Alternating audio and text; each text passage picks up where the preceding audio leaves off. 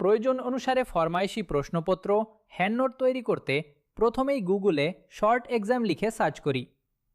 এবারে shortexam.com ওয়েবসাইটে গিয়ে পছন্দের বিষয় নির্বাচন করি। প্রশ্নপত্র তৈরির প্রথম ধাপে অধ্যায়সমূহ নির্বাচন করে প্রশ্ন সংখ্যা নির্ধারণ করি। এবারে প্রিমিয়াম এআই মডেল নির্বাচন করে প্রশ্নপত্র তৈরির বিষয়ে আর্টিফিশিয়াল ইন্টেলিজেন্সকে প্রয়োজনীয় নির্দেশনা দিই।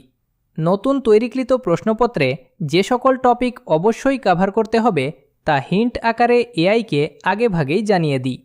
যেমন বিজ্ঞান বিষয়ের প্রশ্নপত্রে পরমাণুর দ্বিতীয় কক্ষপথে সর্বোচ্চ ইলেকট্রন সংখ্যা নিয়ে একটি বহু নির্বাচনী প্রশ্নের হিন্ট এই কাস্টমাইজেশন অংশে যুক্ত করি।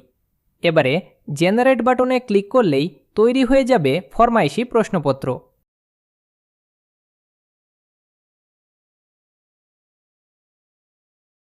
মিনিটখানেক অপেক্ষার পর আমাদের এআই এখন একে একে প্রশ্ন তৈরি করতে শুরু করেছে। কিছুক্ষণ পরেই দেখতে পাবো প্রদত্ত হিন্ট অনুসারে এআই প্রশ্ন তৈরি করতে পারল কিনা।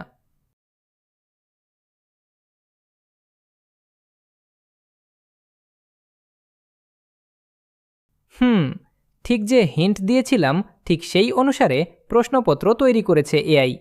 একই সাথে অষ্টম শ্রেণীর বিজ্ঞান বই থেকে সংশ্লিষ্ট প্রশ্নের সূত্র খুঁজে বের করেছে উত্তর যাচাই করতে সুবিধার জন্য।